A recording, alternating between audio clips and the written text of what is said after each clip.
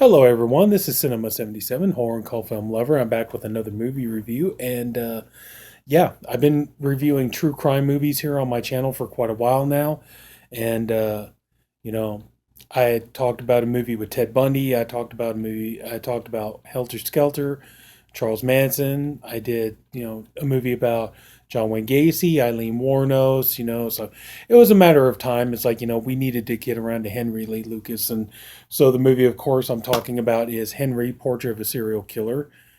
And for those of you who don't know, okay, Henry Lee Lucas, he was born in 1936, and it was believed that he started his killing spree pretty much around the 1960s.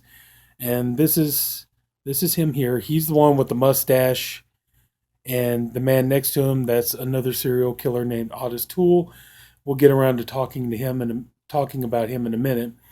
But Henry Lee Lucas, yeah, he had committed, a number of murders. The thing is, though, is like it's not really clear about how many murders he did commit because, see, what ended up happening, he got caught and he was, put in prison in Huntsville, Texas. And at first, he was given the death penalty. And he started confessing to some murders, and there were some cases where they were able to through evidence and through his testimony, they could conclude that he did, in fact, commit the crime. But see, what ended up happening was that, celebrities started following Henry Lee Lucas upon his confessions, and he, really liked the idea of confessing to murders, even if they were murders he didn't commit. So he started confessing to pretty much just about any murder that he could, because what ended up happening was he got preferential treatment. He would end up eating nice meals. They would take him out to restaurants. They would take him out of prison. They would take him on these trips to try to find the remains of victims and things like that. So he ended up, yes, and he was enjoying this, and he got this, amount of celebrity to him, and so he really just decided that he was going to go ahead and just start confess to any murder as long as he was getting something out of it. And then over time, more and more people just didn't really, they didn't really pay attention to him much anymore because they realized, like, well, he was lying. He would just confess to any crime. As a matter of fact, he ended up being called the confession killer. And like I said, there was one victim they called Red Sox that they knew for a fact that he did kill. And like I said, he was with Otis Toole, and Otis had a niece named Becky Powell, who this is her there, and he ended up Henry took her in, and at 9 years old, he started having sex with her, and he was raising her. He was buying her food and taking care of her, trying to make sure she had what she needed and everything. But she, the two of them were engaged in a sexual relationship, and at one point they were having trouble, and because Henry Lee Lucas was a drifter, and at one point they were having an argument, and she slapped him, and he had a knife in his hand, and he brought it up and stabbed her in the chest, and she died, and apparently Becky was the only apparently she was the only victim that he ever felt any sympathy for, any kind of remorse for killing, was Becky Powell here. But so anyway, so yeah, he started confessing, and then ultimately in 2001 he died in prison from a heart attack or heart failure. I'm sorry, but also too though, like I said, the thing that made Henry Lee Lucas interesting was the fact that he apparently had been killing for years and years and years, and he said that he had killed people numbering in the hundreds. And when asked how he was able to get away with it, it's like he always said, like, well, for one thing, I never developed a pattern, meaning like I would never like kill the same victim the same way. It's like after a while, like certain serial killers would adopt a certain method of killing their victims, and they would just kind of do the same thing every time.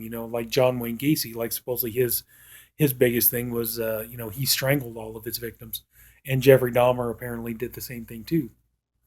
But Henry Lee Lucas said, well, like one victim I would stab, one victim I would strangle, one victim I would shoot. One victim I cut up, one victim I didn't, one victim I would decapitate, and one victim I wouldn't, and so on. So one victim I would rape, one victim I would not, and so on. And he did it a different way pretty much every time. And the fact also too that he was constantly on the move. He was a drifter, and the fact that by the time uh, by the time police ever discovered any of the bodies or crime scenes or anything like that, he was already like 2 states away. So that he stayed. It made it really difficult for him to catch or for him to be caught. Um, so like I said, it wasn't until they finally apprehended him in 1983, and then he went to prison, and then ultimately they started making two. Well, they made one movie here called Confessions of a Serial Killer. This is this movie here, and this came out in 1985, I believe.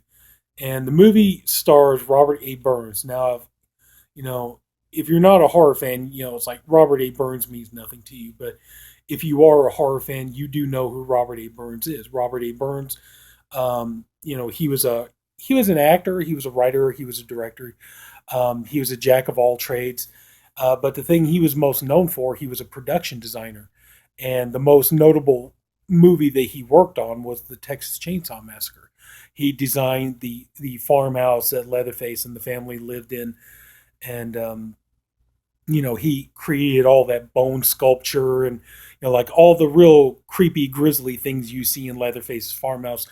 All that stuff, came from a combination of Robert E. Burns and Toby Hooper's imaginations. Now may they both excellent men in their fields. May they rest in peace. But so anyway, so they made that movie with him. But then it was around 1988 or what I believe, because yeah, Henry. This movie came out in 1989. No, 1990. I'm sorry, but yeah, this movie came out in 1990. Well, what ended up happening was a young filmmaker a wannabe struggling filmmaker by the name of John McNaughton. He was working for a company where they were doing documentaries, MPI, and they were doing documentaries and things like that. They were doing gangster documentaries, killer documentaries, things like that. And they were at one point they were talking about they were supposed to get this big deal to do these documentaries, but then what was the name? The name of the producer was it was here. Yeah, Waleed and Alik and Malik B. Ali.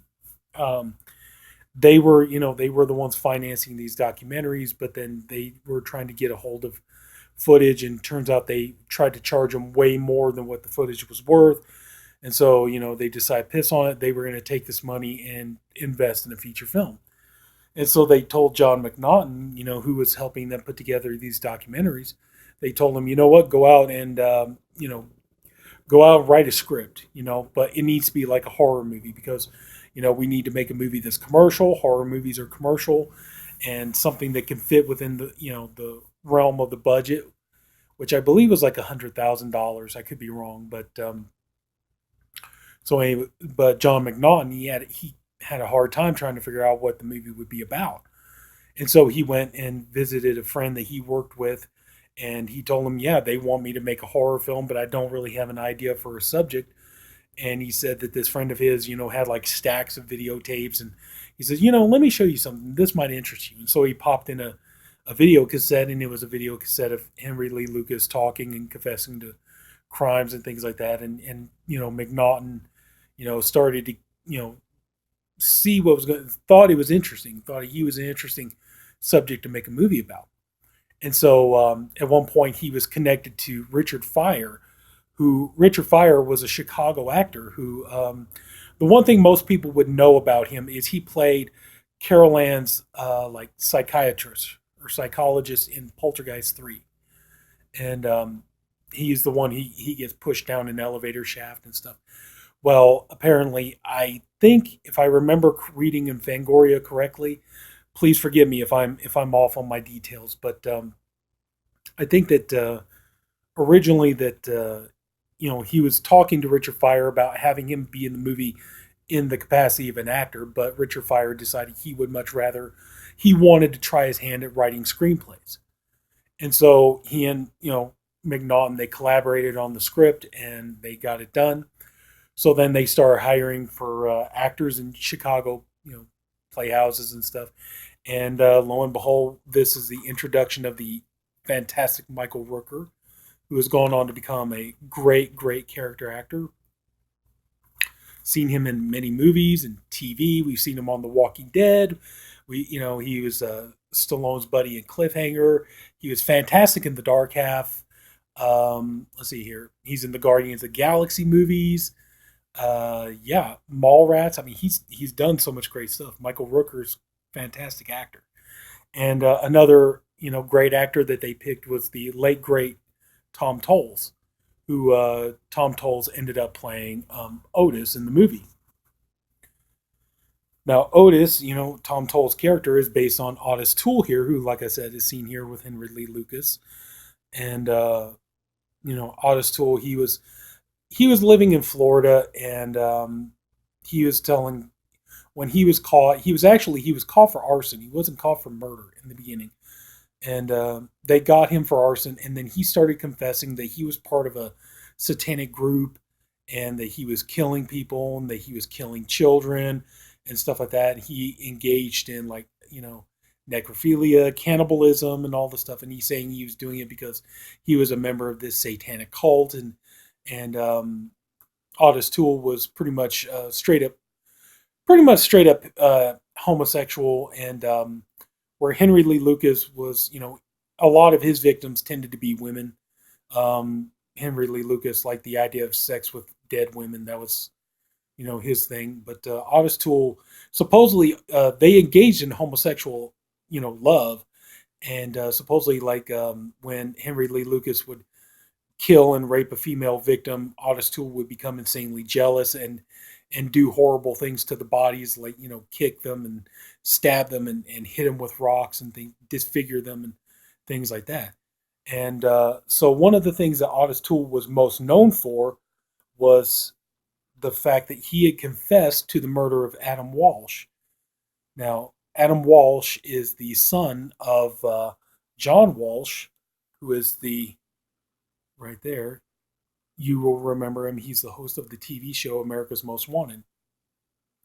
And as a matter of fact, one of the main reasons that John Walsh started the show America's Most Wanted was to, because he couldn't save the life of his son, unfortunately, but he wanted to help save the lives of other people.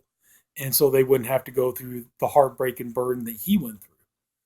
And but what's interesting to note, though, is as a matter of fact, at one point, it was actually believed that actually Jeffrey Dahmer might have been the one who abducted and murdered Adam Walsh. That was actually a theory that people had worked on. I don't think anything ever came of it. But yeah, at one point they suggested, because there was a point in time where after Jeffrey Dahmer was, uh, you know, discharged from the army, he lived in Florida and he was working there and living there for a period of time.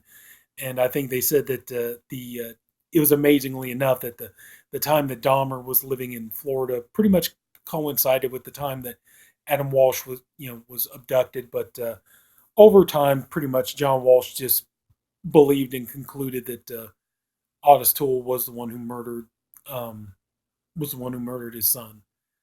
But so anyway, so that's who Tom Tolles ends up playing, and then Tracy Arnold, she plays the character of Becky that right here. Hang on.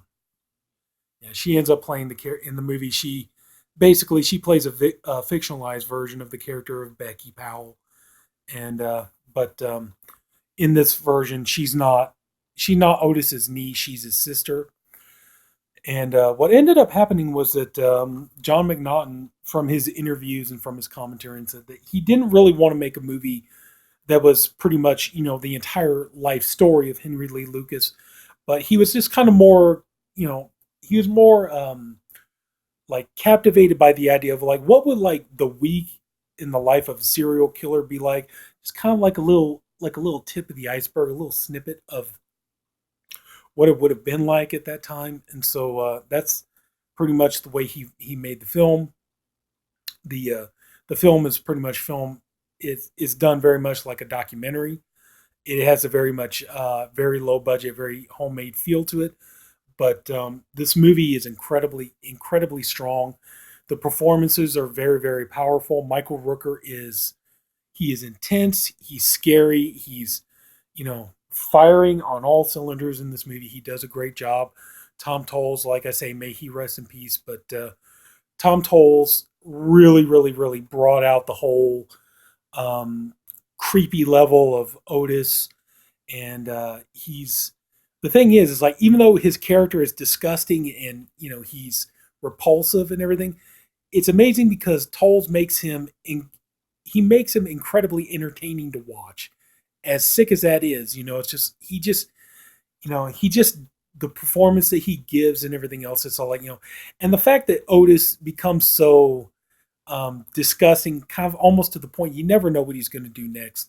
I mean, even in the movie, spoilers, but even in the movie, at one point he tries to rape his own sister because like they kind of play it in the movie that Otis is really sexually frustrated, and there is a deleted scene on here that like I said before, it was proven that Lucas and Otis Toole, they both engaged in homosexual acts. There is a scene in the movie that was shot, but it was never put into the movie that Henry and Otis were gay lovers, and that they did engage in homosexual sex. But that's never really that wasn't put in the movie. That's not really addressed. Henry or Michael Rooker, the way he plays Henry, he plays a more like kind of almost like a stern father figure. And when Otis is starting to kind of go too far, he'll, Otis, you stop right now, and basically kind of scold him almost like a father with a child would. Um, the chemistry between Becky and Henry in the movie, I think, is really interesting. It's incredibly unsettling. It's really you watch the two. It's very awkward, and like I said, it's very unsettling. Tracy Arnold, she really plays Becky very well. She plays her very likable. She's they kind of built this backstory for her that she at one point supposedly she made a living as a dancer wearing very the like Otis would constantly tease her that she was dancing naked, and she said no, I wasn't dancing naked, I wore a costume even though it was revealing. um, she ended up meeting a man that she married, and they had a really terrible marriage. That she had a daughter, and she ended up having to leave her daughter with her mother, and she had to get away from her ex husband because he was being horrible and abusive to her, and so she goes to stay with Otis in Chicago, and then she meets Henry, and then the two of them, like I said, it's their relationship is really awkward, but they're starting to kind of build this this love relationship. But there are moments in the movie where Otis is, like I say, he's really trying to have sex with his own sister. And at one point, he asked her, honey, give me a beer, would you? And so, she's reluctant, but she doesn't. When she goes to set the beer down, he grabs her and tries to kiss her. And Henry grabs him by the back of the head, and he's all like, don't do that, Otis. She's your sister. And, so he's like, tell her you won't do it again and all this. And but then like, Otis is getting mad and all this kind of stuff. And so the thing is, though, is like like Otis really wants to have sex. That's kind of the thing. He really wants to, but the thing is, Henry is constantly stopping him from doing that. And so it's like, they go out and they're going out getting beers. They pick up a couple of hookers, and Henry gets overexcited. He ends up killing the one hooker. The other one, she tries to get away, but he grabs her and breaks her neck. So, Otis is like trying to get laid, and this guy just can't get a break. With Henry around, he can't get a break. And then, like another instance too is, which is easily the most disturbing, horrifying scene in the movie.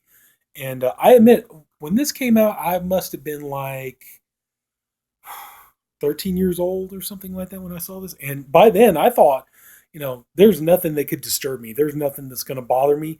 This scene did. There was a scene where they filmed and it's played so realistically. And they do Henry and Otis do a home invasion, and they're attacking this family. Like Henry, they get a video camera from a guy that they kill, and at one point Henry's looking down. He's got the father tied up with a kind of like a pillowcase or a bag over his head, and he's like kicking him and beating him and stuff. And the wife, the mother, she's screaming and crying and all this other kind of stuff, and Otis is like trying to rip her clothes off and everything. Well, unfortunately, at just the wrong time, their son walks in the door, and Henry drops the camera, goes and grabs the kid and pulls him down to the ground and breaks his neck. And Otis is like, "Hey, Henry, look!" And he breaks the girl's neck. Which funny behind the scenes story, Tom Tolles was, he freaked out because he honestly, even though the actress said she was fine, Tom Tolles freaked out because he honestly felt that he hurt the woman. He felt like he felt something, or he heard a noise or something like that. And he thought he really did do damage to this actress. And he felt really horrible and remorseful about it. And they ended up sending her to the doctor, and she was okay. Everything was fine. But he really freaked out because he thought he hurt this poor woman, even though he didn't. But then also too, so Otis starts to try to have sex with the dead body of the woman. Henry stops it. Like I said, it's like Otis really, really wants to have sex. With a woman who's alive or dead doesn't matter. But and the thing is Henry. It's just for whatever reason, when Otis is trying to get his thing on, Henry stops him every time. But and then you come to the shocking climax. To again, like I said, spoilers. But Becky and Otis, they go out for a steak dinner, and she tells him that she's wanting to go home, and she wants to be with her daughter and live with her mom. But that her ex-husband was put in jail, and he's not getting out for a long time, and she wants Henry to go with her. And so he's all like, let's let me think about it. Let's go out and get a steak dinner and all this stuff. And so they come back, and she's starting to seduce Henry, and he's he's kind of freaking out. And Otis shows up, and he's watching the two of them and stuff. And so Henry's like, I'm gonna go get some cigarette, and Becky's like, don't leave me and all this. No, it'll be okay. I'll be right back. And so he leaves, and then Otis is like, why don't you get your old brother a beer? It's like, so what's gonna happen. And it's kind of like it's in your mind, like what's going to happen, and you're sitting there like, no, it's not really going to go that far, is it? And then when Henry's getting back, into the building, they cut to a scene where they're in Otis is strangling Becky while he's trying to rape her and stuff, and then so Henry comes in, and he and Otis fight, and one of the best gore effects in the scene in the movie is when she grabs like a rat tail comb and gouges out Otis's eye with it, and Henry, stabs him to death, and then takes him in the bathroom, starts cutting him up. So if you want gore, this movie's got some gore in it. Is it the goriest movie of all time? No, but yeah, you're definitely gonna get some. You're definitely gonna get some good graphic, bloody scenes. As a matter of fact, the movie opens with several, bloody scenes of murder and carnage and things like that. But overall, though, the movie is, it's a horror fan's, wet dream, pretty much. It's a great movie, great performances. It's disturbing. I guess it could be scary depending on what your definition of scary is. Like if your definition of scary is like, people you're not sure of who they are and how evil and how horrible they can be. If that's your definition of scary, then yeah, Henry Portrait of a Serial Killer is definitely a scary movie. It's gory. The special effects are good practical effects. The everybody does a great job. McNaughton does a good job directing. Like I said, this movie definitely has an almost kind of you were there kind of documentary feel to it, which I think really adds to its effectiveness.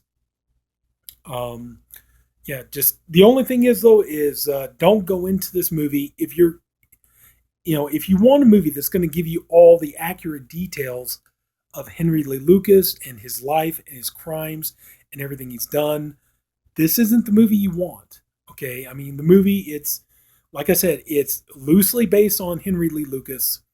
It's It's basically kind of just like a week in the life of a serial killer, and it's just him going around murdering different people and doing it in different ways.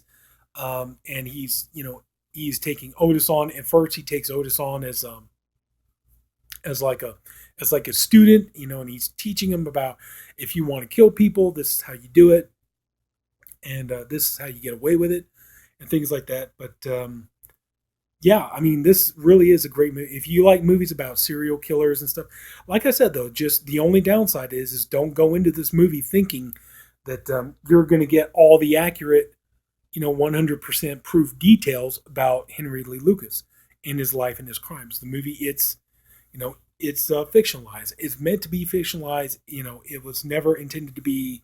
McNaughton himself has said on his commentary and his interviews, he never intended to tell Henry Lee Lucas's story in full. It was just, you know, Henry Lee Lucas was just kind of like the germ of an idea. Much in the same way like when Toby Hooper decided to use Ed Gein as the inspiration for Leatherface, in Texas Chainsaw Massacre. It's the same thing. But still, if you like a good horror movie, you like movies that are disturbing and shocking but well made, yeah, definitely give Henry Portrait of a Serial Killer a watch. It really is. It's a great movie, and I can't recommend it enough. Yeah. Well, I think I've talked about it long enough. If anybody took the time to watch this video, I thank you for doing it, and I appreciate you for doing it, and I honestly hope you enjoyed the video. If you did, please like and subscribe. There'll be weekly videos posted. And until then, this is Sinema77, horror and cult film lover, wishing you all a good night, and take care. I'll see you later. Bye-bye.